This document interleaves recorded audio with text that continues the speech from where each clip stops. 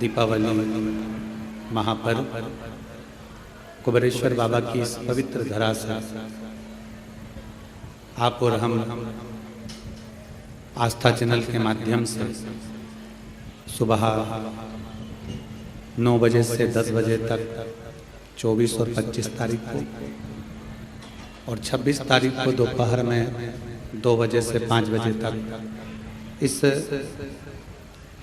कुबेरेश्वर बाबा की पवित्र भूमि से शिव चर्चा का स्मरण कर रहे हैं। कार्तिक का महीना जिसको दामोदर मास भी कहा जाता है, जिसमें भगवान देवाधिदेव महादेव भगवान शिव जो संपूर्ण जगत का कल्याण करने वाले हैं, संपूर्ण जगत का भंडार भरने वाले हैं, ऐसे पवित्र पावन दामोदर मास में कार्तिक के महीने में भगवान शिव की पवित्र धरा से कुबेरेश्वर बाबा की इस पवित्र भूमि से ये 3 दिवसीय शिव चर्चा का लाभ लेने का सौभाग्य मिला है।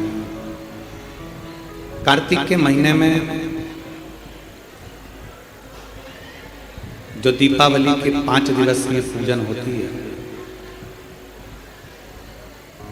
धनतेरस,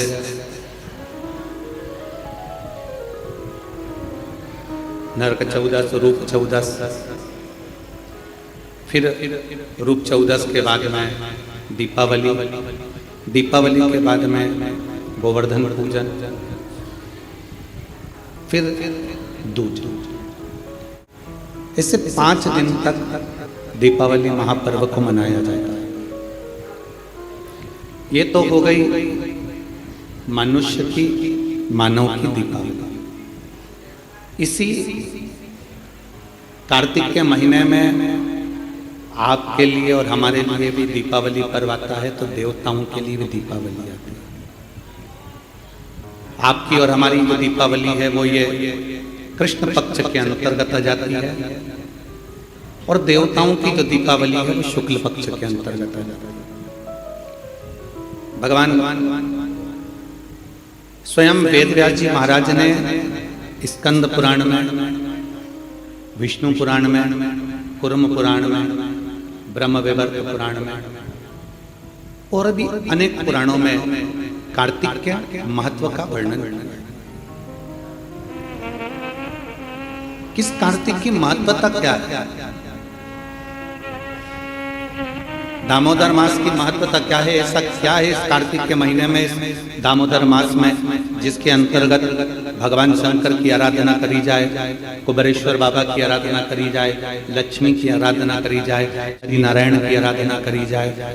भगवान नारायण और लक्ष्मी की आराधना कर कर हम सब कुछ प्राप्त कर सकते, क्या नहीं मिल सकता? जरा विचार करिएगा, कार्तिक महत्तम के अंतर्गत कथा आती है। सत्यभामा जी ने भगवान श्री कृष्ण से पूछ लिया कि मेरा पूर्व जन्म कैसा था और मेरा कौन सा पुण्य ऐसा रहा है, मेरे कौन से पुण्य के कारण यह कल्प वृक्ष मुझे प्राप्त हुआ। ये वृक्ष तो किसी को मिल ही नहीं सकता। जो वृक्ष देवताओं के पास में है, जो वृक्ष देवताओं के पास विराजमान है, देवलोक में विराजमान है, वो कल्प वृक्ष मेरे सत्यभामा जो मृत्यु लोक पर द्वापर में मेरा जन्म हुआ है, मेरे को ये कल्प वृक्ष कैसे, मुझे ये कैसे प्राप्त हो?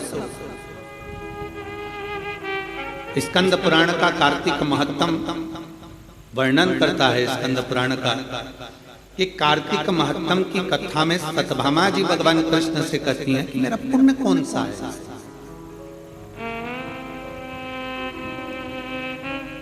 जैसे आज आपको अपने अंदर एक विचार लाना चाहिए कि आपका कौन सा पुण्य है कि जो कुबेरेश्वर बाबा की धरा पर बैठकर 3 दिन शिव चर्चा है।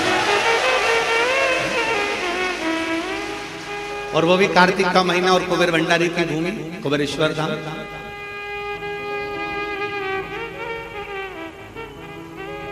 अपना पुण्य क्या है? अभी अभी हमारे समीर जी कह रहे थे कि पूजन किससे करा। हमने कल सल्ला जी आई है महाराष्ट्र से, उनसे करा दो, और मुंबई वाली हमारी सुधा किरण जी आई है, उनसे करा दो, दिल्ली वाली, दोनों से करा दो। कोई पुण्य हमारे होंगे। दामोदर मास, कार्तिक मास और कुबेर बाबा की भूमि कुबेरेश्वर धाम, और आप और हमारे सबके पुण्य है जो ये कथा। तो सतभामा जी पूछ रही है कि ऐसा कौन सा पुण्य है हमारा, ऐसा कौन सा पुण्य हमने कर दिया जो पुण्य के बल पर आपने ये सुंदर वृक्ष, कल्प वृक्ष हमें प्राप्त हो गया, आप हमें प्राप्त हो गए। हमारा पुण्य कौन सा था? भगवान कृष्ण मुस्कुराए और मुस्कुराकर कार्तिक के महत्तम का वर्णन कर दिया दामोदर मास का कि सुनो सतभामा जी, तुम्हारे पिता मायापुरी के एक सुंदर आनंद में रहने वाले एक ब्राह्मण परिवार से, जिनका नाम देव शर्मा था, जिनका गोत्र आंत्री था। देव शर्मा नाम के वो ब्राह्मण जिनका आंत्री गोत्र है, कई समय तक उन्होंने शिव पंचायत की पूजन करी। हमने पहले भी कहा कि शिव पंचायत की पूजन का फल बहुत होता है। शिव पंचायत की पूजन का बड़ा आनंद है। आप लोगों के स्मरण में होगा, एक एकादशी होती है वैष्णव एकादशी, एक होती है स्मार्ती एकादशी, अर्थात सबसे वैष्णव एकादशी का मतलब ये होता है कि आप नारायण को मानने वाले हो, आप केवल एक को मानने वाले हैं, तो ये वैष्णव धर्म के अंतर्गत आ गया। स्मार्त की जो एकादशी होती है उसमें आप नारायण को भी भज रहे हो, उसमें आप सूर्य भगवान को भी भज रहे हो, उसमें आप दुर्गा महारानी को भी भज रहे हो, उसमें आप गणेश जी महाराज को भी भज रहे हो, उसमें आप शंकर भगवान को भी भज रहे हो। तो स्मार्त एकादशी सबके लिए, सबके आनंद। हमारे पुष्टि मार्ग कहता है कि किसी भी रूप में एकादशी का व्रत करो, पर करो। हम तो पहले भी कहे बकरी जैसे चरो पर एकादशी करो, कैसे भी हो पर होना चाहिए। चाहे आप वैष्णव के भाव से करो, चाहे स्मार्त के भाव से करो, पर एकादशी का फल अपने को मिलना चाहिए। अब सतभामा जी ने पूछा कि मेरा पुण्य कौन सा ऐसा प्रबल हो गया जिस पुण्य के बल पर मुझे आप मिल गए, ये सुंदर कल्प वृक्ष मुझे प्राप्त हो गया। कहा आपके पिता एक ब्राह्मण कुल में मायापुरी में रहते थे, देव शर्मा उनका नाम था, और आंत्री उनका गोत्र था। कि अवस्था पूजन करते करते उनकी धर्म पत्नी और उनकी अवस्था निकलती चली गई, अधेड़ी अवस्था, बचपन, जवानी और अधेड़ी और बूढ़ा। अधेड़ी मतलब एक अवस्था निकलती चली गई। 60 की अवस्था के आनंद में जब आपके पिता पहुंच रहे थे, तब उनके मन में आया कि मेरी कोई औलाद नहीं, मेरी कोई संतान नहीं, और कुछ कृपा। ये पंचदेव शिव पंचायत में 5 देव विराजमान होते हैं। पहले सूर्य हैं, दूसरे नंबर पर मेरे देवाधिदेव महादेव हैं, तीसरे नंबर पर माँ दुर्गा है, चौथे नंबर पर बड़े आनंद से श्री गणेश जी महाराज हैं, 5वें नंबर पर भगवान श्री हरि, भगवान श्री नारायण। 5 देव विराजमान हैं, पंचदेव विराजमान हैं, और वो बैठे जिनकी आराधना स्वयं देव शर्मा कर रहे हैं। सतभामा जी, आपके पिता के मन में भाव आया कि मेरे घर में औलाद नहीं, कोई औलाद आ जाए। भगवान से प्रार्थना करते, प्रतिदिन शंकर को 1 लोटा जल समर्पित करते। और जिस पंचायत में स्वयं शिव बैठे हैं, तो शास्त्र कहता है उस पंचायत का निर्णय कोई नहीं करता, उस पंचायत का निर्णय देवाधिदेव महादेव ही करते, शिव ही करते। बोल बम का नारा है, सारी समस्या का हल। अब उसका निर्णय भगवान शंकर करते हैं। इसलिए आप लोगों से कहते हैं कि आपकी पूजन की जगह में शंकर का शिवलिंग होना जरूरी है। भले आप ठाकुर जी की सेवा करो, राधा रानी की सेवा करो, लक्ष्मी जी की सेवा करो, नारायण की सेवा करो, ब्रह्मा जी की सेवा करो, देवी की सेवा करो, चाहे देवता की सेवा करो, किसी की भी सेवा कर रहे हो, किसी की पूजन कर रहे हो, उसमें शंकर का होना जरूरी है। जिस जगह शिव नहीं होता, जैसे दक्ष प्रजापति के यज्ञ में शंकर नहीं थे, तो वहां पर विघ्न ही आया। जहां शिव नहीं है वहां विघ्न है। शिव है तो विघ्न को टालता है, क्योंकि जिसका पुत्र ही विघ्नार्ता है, जिनके बेटे ही स्वयं गणेश जी विघ्नहर्ता है तो फिर तो विघ्न टालेगा। शंकर भगवान वहां पर विराजमान। तो सारे दुख को हरने वाले, सारे कष्टों को हरने वाले, सारी बीमारियों को हरने वाले, सारे तकलीफों को हरने वाले केवल वहां शंकर विराजमान हैं। तो पंचायत में कोई निर्णय कोई नहीं करेगा, पंचायत का निर्णय स्वयं शिव कर रहे हैं। शंकर भगवान पर एक लोटा जल चढ़कर सूर्य को अर्घ देकर मां भवानी के चरणों में जल देकर स्वयं नारायण का स्मरण कर कर, स्वयं गणेश जी का पूजन कर कर देव शर्मा ने विनती करी और देव शर्मा ने विनय करा तो भगवान शंकर ने उसी समय पर उनके एक पुत्री के जन्म का वर प्रदान कर दिया। अब बेटी का जन्म हुआ जिसका नाम था गुणवती, क्योंकि गुणवान थी वो। जैसा भगवान का भजन करते थे वो भी भजन करती थी, जैसे पिता स्मरण करते थे वो भी स्मरण करती थी, जैसे पिता मंत्र जाप करते थे वो भी मंत्र जाप करती थी, जैसे पिता नाम जाप करते थे वो भी नाम जाप करती थी। गुणवती भी भगवान की भक्ति में इतना लीन हो गई, इतना लीन हो गई। धीरे धीरे समय निकला, पिता के मन में भाव उत्पन्न हो गया। पिताजी ने विचार करा कि मेरे घर में बेटी का जन्म हो गया, अब इसकी शादी किससे करूं, इसका विवाह किससे करूं। अच्छा, बेटी होती है ना तो बड़ा टेंशन उत्पन्न हो जाता है सभी लोगों का। पर शिव महापुराण की कथा कहती है, शंकर भगवान की अशोक सुंदरी का चरित्र कहता है कि बेटी अगर घर में जन्म ले ले तो चिंता मुक्त होना चाहिए कि अब मेरे घर में बेटी ने जन्म ले लिया, वो अपना भाग्य लेकर आई है तो हमारा भी भाग्य चमकाएगी। बेटी हमारे घर में आई है तो वो भाग्य लेकर आई है तो भाग्य चमकाएगी। लक्ष्मी सबको अच्छी लगती है। आप में से कोई ऐसा है जिसको लक्ष्मी अच्छी नहीं लगती?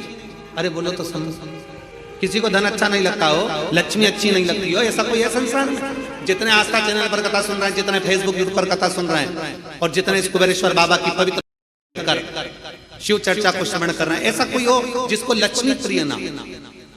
सबको लक्ष्मी प्रिय। एक छोटे से बच्चे को गोदी में लो ना और उसको पहली बार कोई मिलता है तो उसको 10 का नोट पकड़ा देता है ना, तो उससे 10 का नोट भी छेड़ा उसके छून, छोटा सा। लक्ष्मी किसको प्रिय नहीं? मरने वाला मरकर भी जाता है ना तो भी उसकी छाती पर पैसा बढ़ता जाता है। लक्ष्मी उसको भी प्रिय जा रही है तो भी लक्ष्मी किसकी प्रिय? अब हम कहते हैं कि लक्ष्मी सबको प्रिय है, पर लक्ष्मी से तो पूछे कि उसको क्या प्रिय है। एक भिखारी से लेकर सेठ को भी लक्ष्मी प्रिय है, एक कंगाल से लेकर करोड़पति को भी लक्ष्मी प्रिय है। पर कोई लक्ष्मी से तो पूछे कि दुनिया तुझे इतना प्रिय लगती है, दुनिया तुझे चाहती है, दुनिया तुझे लेना चाहती है, पर तू क्या चाहती है? लक्ष्मी की प्रियता कायम। कोई लक्ष्मी से पूछे? शिव महापुराण की कथा में चरित्र आता है, जब भगवान नारायण के चरणों में लक्ष्मी जी बैठी थी और नारायण से पूछा गया कि प्रभु आपने मुझे किससे प्राप्त करा? तब भगवान नारायण ने कहा मैंने शिव से प्राप्त करा, क्योंकि तुम्हारी माता ख्याति देवी तुम्हारा विवाह शिव से करना चाहती है, पर मैंने भगवान शंकर से कहा कि मैं लक्ष्मी से प्रेम करता हूं, इसलिए लक्ष्मी मुझे प्यार है। तो तुम्हारी माता हे लक्ष्मी, तुम्हारी माँ ख्याति देवी ने तब तुम्हारा विवाह मेरे साथ करा। तो लक्ष्मी से भगवान नारायण पूछ रहे हैं, नारायण लक्ष्मी से चर्चा कर रहे हैं कि तुम सबसे ज्यादा आदर सम्मान सत्कार किसका करती हो? किसके कहने पर तुम किसी के घर पर जाती हो? किसके कहने पर तुम उसके निहाल कर देती हो? किसके कहने पर तुम उसका भंडार भर देती हो? लक्ष्मी वो कौन है जिसके कहने पर तुम उसके कहने पर चले जाती हो? लक्ष्मी जी ने कहा अपने स्वामी भगवान नारायण से, केवल एक वो है देवाधिदेव महादेव जो कहते हैं मुझसे। देवाधिदेव महादेव ने मुझसे कहा है कि जो एक लोटा जल मेरे मंदिर में लेकर आए, क्योंकि लक्ष्मी ने कहा था मैं नारायण के चरणों की दासी हूं तो मैं आपकी भी दासी हूं, आप बताओ मैं कहाँ रहूं? भगवान शंकर ने कहा कहीं नहीं लक्ष्मी, अगर तो ये एक लोटा जल लेकर शंकर के मंदिर में आए, जल चढ़ाकर जब वो घर जाए तो उसके लोटे के साथ उसके पीछे पीछे तू उसके घर में प्रवेश कर जाना, उसका दुख हल, उसका संकट। संसार के लोग दुख नहीं हर सकते, पर परमात्मा शंकर को चढ़ाया गया एक लोटा जल हमारे दुख को हर लेता है। और देख लिया संसार हमने, सब मतलब के हमने देख लिया, झूठे नाते झूठे रिश्ते, झूठे नाते झूठे रिश्ते, अरे झूठा है संसार हमने देख लिया, सब मतलब के यार देख लिया संसार हमने। लक्ष्मी जी कहती है मैं महादेव के कहने पर चली जाती। महादेव कहते हैं मैं वहां जाती। शिव के अनुकूल लक्ष्मी जाती, शिव के कहने पर लक्ष्मी। सुनो सतभामा जी, आपके पिता देव शर्मा आपको प्राप्त कर कर बड़े खुश थे। सोचा किस बेटी का विवाह करूं, तब उन्हें स्मरण में आया मेरा एक मित्र है पर वो प्राण त्याग कर चले गया है, उसका एक बेटा है जिसका नाम चंद्र है। उसका एक बेटा है जिसका नाम चंद्र है, मैं उससे विवाह कर देता हूं। तुम्हारे पिता देव शर्मा ने तुम्हारा विवाह चंद्र से कर दिया। समय बीता, वो भी ब्राह्मण कुल का बालक, इतना अच्छा बालक था जो भगवान की भक्ति में डूबा रहता था। सतभामा जी, समय निकल गया। कुछ समय निकलने के बाद तुम्हारे पिता देव शर्मा और चंद्र दोनों किसी तीर्थ के लिए जाने लगे। किसी तीर्थ की ओर अग्रणी होने लगे और तीर्थ की ओर जब जाने लगे तब जाते जाते जाते जाते एक असुर की दृष्टि इन दोनों पर पड़ जाती है और एक राक्षस की दृष्टि पड़ने पर राक्षस ने विचार करा कि मैं कुछ भी करूं, इनका संहार कर दूं, इनको मार दूं, क्योंकि दोनों भगवत भजन करने वाले। घर के अंदर, परिवार के अंदर जो भगवान की भक्ति करने वाला होता है, शिव मंदिर जाने वाला होता है, भगवत भजन करने वाला होता है, व्रत करने वाला होता है, पूजन करने वाला होता है, भगवान की भक्ति में डूबने वाला होता है, दुनिया के लोग जले ना जले पर घर के लोगों के मन में भी आ जाता है ये आ गए बाबा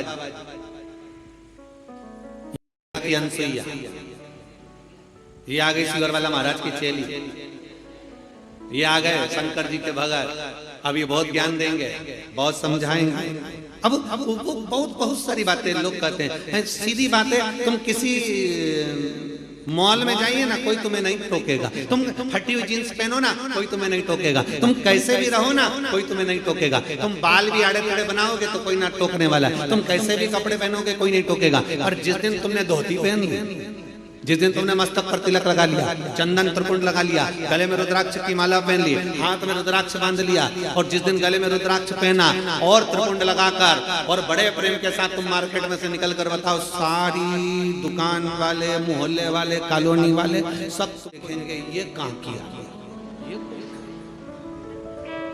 ये है कौन, इसकी दृष्टि क्या है, इसका स्वरूप क्या है।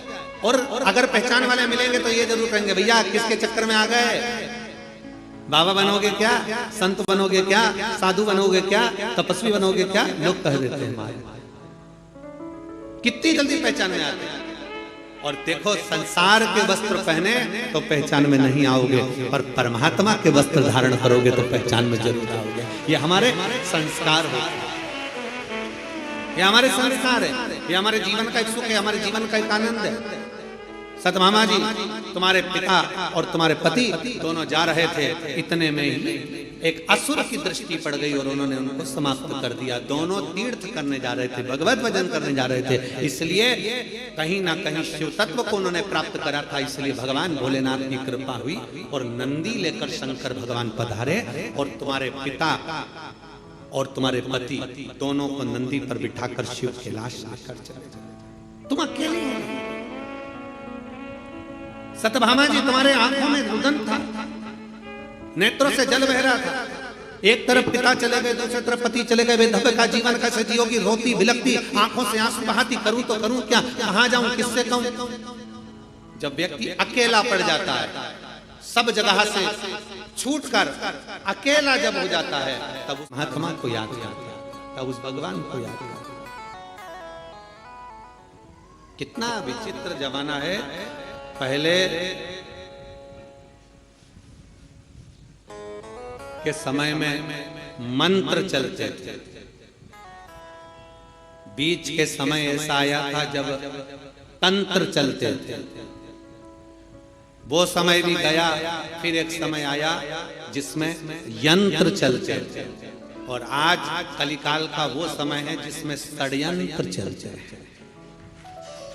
षड्यंत्र, पहले मंत्र चलते थे, फिर तंत्र चलते थे, फिर यंत्र चलते थे, और आज कलिकाल के अनुसार आज कलयुग में लोग षड्यंत्र चलते हैं। बस अंदर ही अंदर सोचते हैं ये ऊपर चढ़ रहा है, इसको नीचे कैसे गिराया जाए, ये आगे बढ़ रहा है, इसको पीछे कैसे लाया जाए, इसने इतना क्यों कमा लिया, इसने ऐसा भजन क्यों कर लिया, इसने स्मरण क्यों कर लिया, इसकी एक दुकान कैसे बन गई, इसकी शोरूम कैसे डल गया, इसका कपड़े का काम कैसे चल गया, इसके घर के पर्दे अच्छे क्यों हैं, इसका छत अच्छा क्यों है, इसका बेटा कहने में क्यों है, इसकी बेटी कहने में क्यों है, इसकी पत्नी अच्छी मिली, इसका पति अच्छा मिला, इसका परिवार अच्छा मिला। ये षड्यंत्र रचना प्रारंभ। और याद रखना, मंत्र, तंत्र, यंत्र और षड्यंत्र, इस पर भी भारी है श्री शिवाय नमस्तुभ्यम का मन।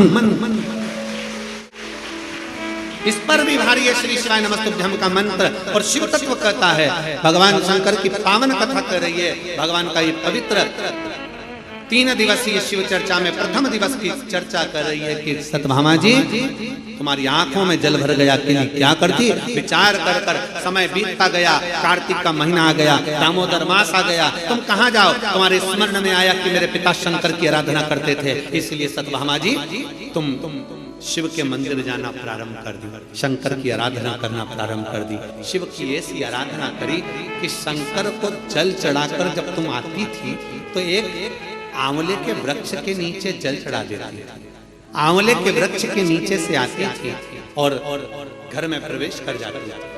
प्रतिदिन तुम्हारा एक नियम बन गया, शाम के समय कार्तिक का महीना, और तुम्हें स्मरण नहीं आया कि कार्तिक का महीना है, क्योंकि तुम वैधव्य जीवन जी रही थी, आंखों में जल भरा हुआ था, रो रही थी, तुम्हें सुध नहीं थी। कब कार्तिक आया तुम्हें मालूम नहीं पड़ा, कब दामोदर मास आया तुम्हें मालूम नहीं पड़ा, और कार्तिक के महीने में तुमने दीप दान करना प्रारंभ करा। प्रत्येक दिवस तुम शाम के समय पर शिव मंदिर में जाकर, पत्र के वृक्ष के नीचे जाकर, तुम प्रत्येक दिवस आंवले के वृक्ष के नीचे जाकर, तुम प्रत्येक दिवस पीपल के वृक्ष के नीचे जाकर एक दीप दान करने लगी। और वो दीप दान का पुण्य फल इतना प्रबल हुआ कि एक दिन चलते चलते तुमको किसी असुर ने फिर देखा और तुम्हारे प्राणों को हर लिया। प्राण तो तुम्हारे चले गए, पर कार्तिक के महीने में जो तुमने तुलसी की अर्चना करी, कार्तिक के महीने में जो तुमने आंवले के वृक्ष की अर्चना करी, कार्तिक के महीने में जो तुमने शंकर भगवान को एक लोटा जल चढ़ाया, शिव की ऐसी कृपा हुई, शंकर प्रकट हुए, तुम्हें नंदी पर बिठाए, चलते चलते देवादिदेव महादेव ने पूछ लिया तुम्हें क्या चाहिए। उसने कहा मेरा जीवन दुख में निकला, मेरे पिता पति चले गए, क्या चाहती हो। मैंने सुना है महादेव जो आपसे मांगता है आप वो दे देते हो। हाँ बोलो क्या चाहिए। क्या मुझे अगले जन्म में नारायण मिल सकते हैं। शंकर भगवान मुस्कुराकर बोले क्यों नहीं मिल सकते। तुमने कार्तिक महीने में मेरे मंदिर में दीपदान किया है, एक लोटा जल समर्पित किया है, तुमने तुलसा महारानी का पूजन किया है और कार्तिक के आनंद का जीवन जिया है, इसलिए वर देता हूँ अगला जन्म जब तुम्हारा होगा तुम्हारे लिए ही भगवान स्वयं नारायण द्वापर में कृष्ण अवतार लेकर आएंगे और तुम उनकी अर्धांगिनी सत्यभामा बनो।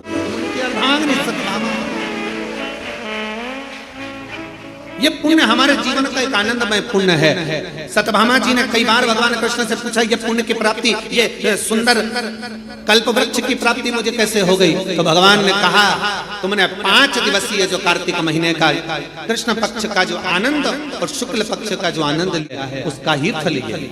और उसी कार्तिक के महीने की दीपावली पर्व, लोग कहते हैं दीपावली एक दिन की है।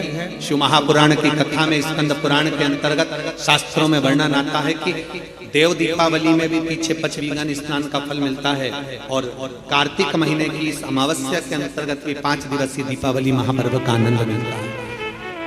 धनतेरस, रूप चौदस, दीपावली, पड़वा और दूज, ये 5 दिन तक दीपावली महापर्व चलता है।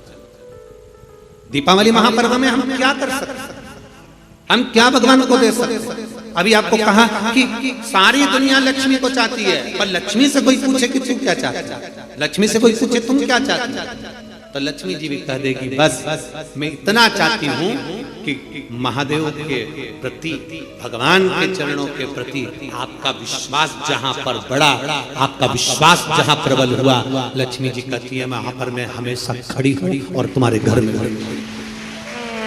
हर पल में। पूजन का विधान बताते हुए स्वयं शास्त्र वर्णन करता है हमारे यहाँ। धनतेरस के दिन की जो पूजन है, उस धनतेरस के दिन की पूजन में आप अपने घर में जितनी भी, अब लक्ष्मी की पूजन जब आप करें, दीपावली की पूजन करें, उसमें मुहूर्त देखिए, मनाना, मुहूर्त पूछिए, मनाना। कोई मुहूर्त लिखा हुआ है उसका स्मरण करें। धनतेरस की पूजन करने में, रूप चौदस की पूजन करने में, पड़वा की पूजन करने में, दूज की पूजन करने में आपको मुहूर्त की जरूरत नहीं। आप तो प्रदोष काल, शाम का जो प्रदोष काल का समय होता है, उस समय पर बड़े प्रेम के साथ में, आनंद के साथ में, एक सुंदर आनंद से, अगर घर में मार्बल या कोटा फर्श वगैरह लगा हो तो कपड़े से ही पोंछ लो, और अगर कच्चा मकान हो तो गोबर से थोड़ा सा लीप कर सुंदर आनंद के साथ में भगवान का जहाँ मंदिर, देवालय, शिवालय है, बड़े आनंद से आपके घर में जो पूजन का जगह है, उस पूजन के जगह पर थोड़ा सा लीप कर या कपड़ा फेर कर वह आनंद के साथ एक सुंदर चौक पूर लीजिए, और चौक पूर उसमें थोड़ा सा चावल दाना या गेहूं का दाना रखकर उस पर एक चौरंग, चौकी, पाटा, जो भी आप रख सकते हो उसको रखकर एक सुंदर वस्त्र बिछाकर एक सुंदर सी थाली में स्वस्तिक कंकु के रोली का एक स्वस्तिक बनाइए, बनाकर उसको थाली के ऊपर, उसको पाटे के ऊपर जो कपड़ा बिछा है उसके ऊपर रख दीजिए। रखकर घर में कोई चांदी का हो, चांदी का सिक्का ना हो, चांदी का कॉइन ना हो, तो अपना जो कॉइन आता है, 1 का सिक्का, 2 का सिक्का, जो भी कॉइन आता है वो रख दीजिए। और रखकर उसको जो मोली आती है, लच्छा बांधने वाला, हाथ में बांधने का जो नाड़ा आता है, मोली होती है लच्छा, उससे उसको हल्दी लगाकर लपेट दीजिए और बाबा को थाली में रखकर सुंदर आनंद के साथ में माता लक्ष्मी का स्मरण करते हुए 7 दिए घी के, लंबी बाती, एक दिया तेल का दिया लक्ष्मी जी के लेफ्ट हैंड। जैसे लक्ष्मी जी को जब पूजन करने बैठोगे तो लक्ष्मी जी का मुख आपकी ओर होगा कि नहीं होगा? आप ऐसे बैठे हो तो लक्ष्मी का मुख आपकी ओर, तो दिया आएगा इस ओर। मतलब आप जब पूजन करने बैठोगे तो आपका जो सीधा हाथ होगा, लक्ष्मी जी का वो उल्टा हाथ, उस उल्टे हाथ की ओर एक तेल का दीप लगाकर लंबी बाती का, और 7 दिए लंबी बाती के घी के, आटे के दिए, वो एक प्लेट में, एक थाली में रख लीजिए।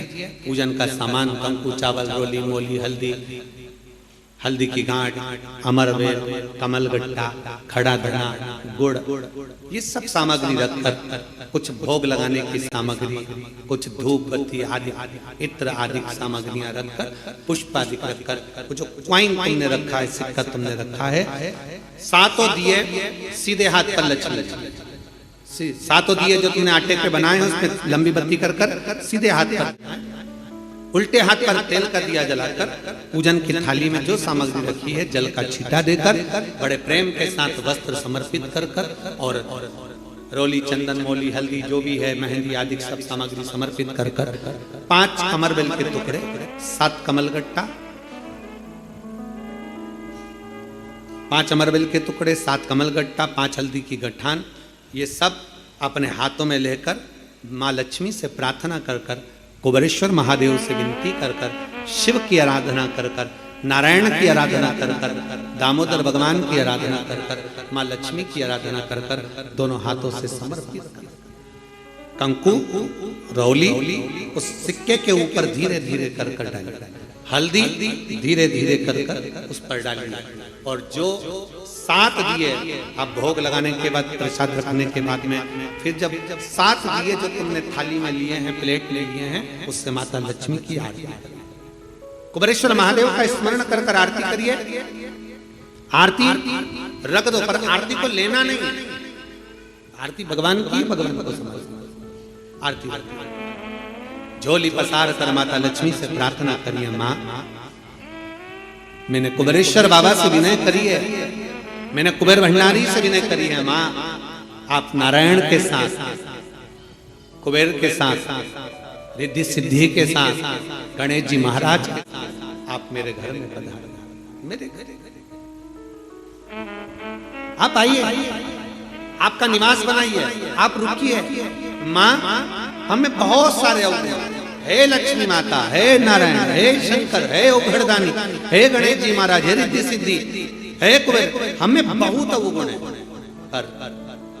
हे माँ, हमने सुना है आपने शिव जी से जब वर मांगा था तो कहा था कि बाबा, शंकर भगवान से लक्ष्मी जी ने कहा था मैं जाने को तो चली जाऊं प्रत्येक मनुष्य के घर में, पर उसके घर में तो इतना अवगुण भरा हुआ है, इतने दोष भरे हुए हैं, इतना अपशब्द भरा हुआ है, इतने ताने भरे हुए हैं, इतनी गालियां भरी हुई है, इतना मन में खोट भरा हुआ है, मैं इनको कैसे लक्ष्मी प्रदान करूं, मैं इनको कैसे भंडार। तब माँ आपने तुरंत भगवान शंकर से कहा तो शिव जी ने कहा, लक्ष्मी जब आप शिव की साक्षी में किसी के घर में प्रवेश करो तो अवगुण मत देखना, उसके गुण देखकर प्रवेश कर जाओ। वो कहते हैं कि मेरे गिनियो ना अपराध लाडली हमारे अवगुण ना गिने जाए। अभी कथा में आपको वर्णन किया था, कोई बहुत अच्छा है ना, बहुत अच्छा है ना, उसको ज्यादा घूर के नहीं, कितना अच्छा व्यक्ति है ना उसको ज्यादा घूर के मत देखो, घूर के मत देखो। क्यों? ज्यादा उसको घूर कर देखोगी तो उसमें अवगुण निकल जाएगा, तुम कुछ ना कुछ अवगुण निकाल लो कि कुछ ना कुछ दोष निकाल लो। और कोई व्यक्ति बहुत बुरा है ना, बहुत बुरा है, तुम्हें बहुत बुरा लगता है ना, थोड़ा उसको घूर कर देखो, अच्छे से देखो। अच्छे व्यक्ति को घूर कर मत देखो, बुरे व्यक्ति को घूर कर देखो, अच्छे से देखो, तो ये पक्का है उस बुरे व्यक्ति में भी कोई गुण निकल ही जाएगा, ये पक्का है। अच्छा है उसको ना देखिए, ज्यादा घूर कर ना देखिए, अच्छा है हम ज्यादा देखेंगे ना, बहुत अच्छा होता है। प्रथम में तो जब एक दूसरे से प्रेम होता है, स्नेह होता है तो कितने अच्छे लगते हैं, रात दिन बात करें, 24 घंटा बात करें, 8 घंटा बात करें, रात को 9 बजे से जो चालू हो तो 2 बजे तक बात करें, और फिर उनकी शादी हो जाए फिर बात करें, फिर तो खूब लड़ी मर्दानी होता है, फिर जो युद्ध चालू हुआ वो फिर युद्ध चालू। शिव कथा कर रही है, भगवान शंकर की कथा कर रही है, जो जिसमें बहुत गुण है, बहुत अच्छा है, जो उसमें तुम ज्यादा घूर कर मत देखो, उसमें अवगुण निकल जाएगा। बहू पहले कितनी अच्छी लगती है, बहुत बढ़िया, सास कितनी अच्छी लगती है, वो सब अच्छे लगते हैं, फिर धीरे धीरे उसमें अवगुण निकलता जाता है, हमारी सास तो ऐसी है, हमारी बहू तो ऐसी है, अवगुण निकलता जाता है। पहले घूर कर ना देखिए, अच्छा है ना उसको ज्यादा घूर कर नहीं देखिए, और बुरा है ना उसको घूर कर देखो, उसमें कुछ ना कुछ गुण जरूर जरूर। बुरे व्यक्ति में अच्छाई जरूर होगी, ऐसा हो नहीं सकता कि कोई अच्छाई परमात्मा ना निकाली। शिव कथा कर रही है, सुंदर पवित्र चरित्र कर रहा है, भगवान के पावन चरित्र वर्णन कर रहा है,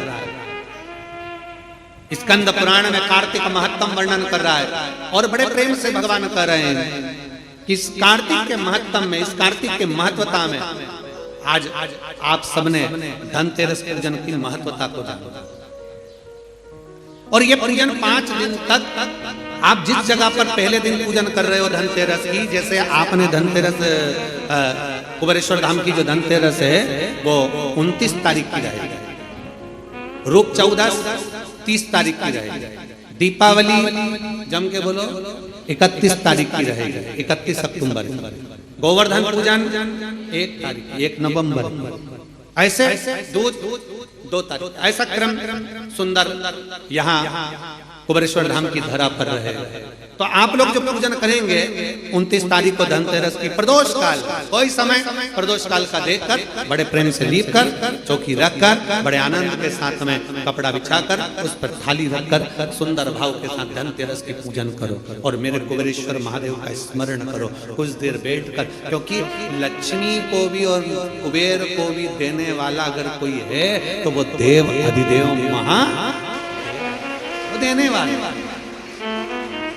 प्रयास करो, भगवान शंकर की आराधना में जो सुख है, शिव की भक्ति में जो आनंद है, शंकर की आराधना कर शंकर की साक्षी रखकर श्री शिवाय नमस्तुभ्यम। हमने पहले भी कथा में कहा, दीपावली समय पर बाजार में भी जाओ तो दिवाली के समय पर वहां पर मार्केट में भी कहो कि भैया हमको एक स्टिकर चाहिए, काय का स्टिकर, कहना श्री शिवाय नमस्तुभ्यम का चाहिए। क्या करोगे? दरवाजे पर लगाना है। क्यों? क्योंकि हमने सुना है शिव महापुराण की विघ्नेश्वर संहिता में लिखा है कि श्री शिवाय नमस्तुभ्यम बोलने वाले के मुख का मात्र दर्शन कर लो तो हमारे सारे पाप क्षीण हो जाते हैं, हजारों अश्वमेध यज्ञ का फल प्राप्त हो जाता है और हमारे कार्य सफल हो जाते हैं। तो सामने वाला व्यक्ति जब दरवाजा बंद होगा उस पर श्री शिवाय नमस्तुभ्यम लिखा होगा, सामने वाला कोई भी आएगा पढ़ेगा, दरवाजा बजाएगा, जितनी देर खड़ा रहेगा उतनी देर पढ़ेगा श्री शिवाय नमस्तुभ्यम। तुम दरवाजा खोलोगे, उसके मुख का दर्शन करोगे तो भी तुम्हारा कल्याण हो जाएगा। दो फायदे हमारा लाभ उसमें है, शिव तत्व की प्राप्ति हो। जब महालक्ष्मी आनंद के साथ में धनतेरस का पूजन करो, कल कथा में अपन रूप चौदस के पूजन की महत्वता जानेंगे। फिर उसके आगे तीसरे दिन की कथा है 2 बजे से 5 बजे तक, उसमें अपन दीपावली पूजन को जानेंगे। फिर उसमें अपन एकम की पूजन का जानेंगे, गोवर्धन पूजन के दिन का महत्व की पूजन कैसे करना है। फिर उसका वर्णन अपन दूज की पूजन का जानेंगे। ऐसे अपन पूरे 5 दिवसीय पूजन की महत्वता का स्मरण करेंगे। 5 और मैंने तेरे ही भरोसे बाबा, तेरे ही भरोसे हवा विच उड़ती जावांगी बाबा, डोर हल्को चढ़ी नाम में कटी जावांगी। भोले मैं तेरी पतंग, शंभो मैं तेरी पतंग, हवा विच उड़ती जावांगी बाबा, डोर हल्को चढ़ी नाम में कटी जावांगी। शिव तत्व की प्राप्ति, भगवान शंकर की प्राप्ति कितने आनंद के साथ। और जित कभी भी ध्यान रखना, लक्ष्मी पूजन जब भी करो तो शिव को याद जरूर करो। भगवान नारायण को भी अगर लक्ष्मी दी है तो भगवान शंकर, नहीं तो माता ख्याति देवी लक्ष्मी जी की मां, तो लक्ष्मी जी का विवाह तो भगवान शंकर से करना चाहती थी। पर नारायण भगवान शिव की आराधना में लगे रहे। पूछ लिया देवादिदेव महादेव ने, नारायण क्या बात है, अभी मेरी आराधना ज्यादा करें, क्या हो क्या गया। नारायण कहते हैं, प्रभु वो ख्याति देवी लक्ष्मी जी की माँ, उनका विवाह आपके साथ करना चाहते हैं। आप चिंता क्यों करते, आप क्या चाहते हो बोलो। नारायण ने कहा लक्ष्मी मुझे चाहिए। नारायण लक्ष्मी में आपको दे दो, मना आप लक्ष्मी से विवाह करोगे, लक्ष्मी आपसे विवाह करेगी। लक्ष्मी जी से पूछा, स्वयं भगवान शंकर जब लक्ष्मी मैया बेलपत्र के वृक्ष के नीचे झाड़ू बुआरी कर रही हैं, बेलपत्र के वृक्ष के नीचे सेवा कर रही हैं, शंकर भगवान प्रकट होकर स्वयं पूछते हैं, गौरी शंकर पार्वती के साथ प्रकट होकर पूछते हैं क्या बात है, क्या चाहिए, क्या हो गया। अब स्वयं भगवान शंकर ने लक्ष्मी जी से पूछा तुम्हें क्या चाहिए। लक्ष्मी जी कहती है मुझे नारायण के चरण चाहिए, नारायण के चरण। भगवान शंकर ने पूछा लक्ष्मी तुम नारायण के चरणों में रहने को तैयार हो। लक्ष्मी जी का शब्द था कि नारायण के चरणों में रहने को तैयार हो। इतने में लक्ष्मी जी कहती हैं केवल नारायण के चरणों में ही नहीं, जिसके हृदय में नारायण बैठा है उसके घर में रहने को भी तैयार। जिसके हृदय में नारायण बैठा है, जिसके हृदय में श्री हरि बैठे हैं, जिसके हृदय में भगवान बैठे हैं, उनके घर में रहने को मैं तैयार। उनके घर ये कार्तिक का महीना बड़े प्रेम से भगवान की विरल भक्ति धारण करते हुए दीप प्रज्वलित करिए और बड़े आनंद के साथ में 5 दिवसीय कार्तिक के महीने में सुंदर दीपावली महापर्व को मनाएं। हमारे कुबेरेश्वर बाबा की धरा पर भी दीपावली की रात्रि को लोग आते हैं, इस कुबेर भंडारी के दरवाजे पर घी के 11 दिए लगाते हैं। लोग अपने अपने घर की पूजन दिन में शाम को कर रात्रि को निकल कर आते हैं और पूरे प्रांगण में कहीं जहां उनका मन करता है वहां बैठकर 11 दीप लगा कर बाबा कुबेर भंडारी के चरणों में झोली पसार कर प्रणाम करते हैं, बाबा भंडार और दूसरे दिन तक बाबा का खजा कर यहाँ से चले जाते हैं। 31 तारीख की रात्रि को लोग आसपास के गांव के शहर के सभी भक्त लोग यहाँ पहुंचते हैं बाबा के 11 दीप लगाने के लिए और सुबह बाबा का खजाना जाकर शिव भक्ति भजन। जितनी आराधना भगवान शंकर की करोगे, शिव नारायण की भगवान की भक्ति करोगे, दामोदर मास में कार्तिक मास में दीपदान जितना कर सकते हो, जितना दीपदान कर सकते हो उतनी शिव भक्ति को धारण। और धनतेरस, रूप चौदस, दीपावली, पड़वा, दूज, ये 5 दिन इधर के, और 5 दिन देव दीपावली के, हम उसका भी वर्णन करेंगे तीसरे दिन की कथा में। एक बेलपत्री, एक पीला चावल, हल्दी में रंगा हुआ पीला चावल, और एक बेलपत्री, एक कमलगट्टा, भगवान शंकर की शिवलिंग पर समर्पित करने का प्रयास किया। परंतु ये बेलपत्री, पीला चावल और एक कमलगट्टा, ये 5 दिन तो तुम ये दीपावली के पर्व के, और 5 दिन जो पचवीगन आएगा, पूर्णिमा का समय जब आएगा, उस समय अगर आपने ये दोनों समय पर एक बेलपत्री, एक पीला चावल, एक कमलगट्टा भगवान शंकर के शिवलिंग पर समर्पित करना प्रारंभ करा, ये 5 दिन इधर कर, 5 दिन उधर के, आपको कभी कहना नहीं पड़ेगा किसी के आगे कि भैया मुझे 500 की जरूरत है, तेरी जेब और तेरा घर भरा ही, खाली नहीं रह सकता। और बाबा से प्रार्थना हम यही करते हैं, हमेशा करते हैं, किसी स्त्री की गोद खाली ना रहे और किसी पुरुष की जेब खाली ना रहे। बाबा भरता जरूर है। एक बेलपत्री, एक पीला हल्दी का चावल, एक दाना चावल, और एक जम के बोलो कमल, एक कमल भगवान शंकर के शिवलिंग को समर्पित करिए। भगवान शंकर के शिवलिंग को समर्पित बड़े भाव के साथ में, आनंद के साथ में, और दिल से बाबा से 5 दिन ये दीपावली के समय पे धनतेरस, रूप चौदस, दीपावली, पड़वा और दूज, और उधर भी जब पूर्णिमा आएगी उसके पहले, उसका वर्णन हम कर देंगे फरीदाबाद की कथा में, उसका पूरा वर्णन करेंगे फरीदाबाद की कथा में। क्या ये 5 दिन इधर के, 5 दिन उधर, बड़े प्रेम से बाबा की ये पवित्र आज धनतेरस के पूजन का अपने विधान जाना। कल सुबह 9 बजे से 10 बजे तक फिर बाबा की पवित्र कथा का आनंद लेते हुए अपन आनंद के साथ रूप चौदस के पूजन का विधान जानेंगे। और अभी आरती का क्रम प्रारंभ हो रहा है, आप और हम सब मिलकर आरती का क्रम करेंगे। तीसरे दिन की जो कथा रहेगी वो 2 बजे से 5 रहेगी। कल की कथा सुबह 9 बजे से 10 बजे तक रहेगी। बड़े भाव के साथ, आनंद के साथ दोनों हाथ उठाकर हर महादेव।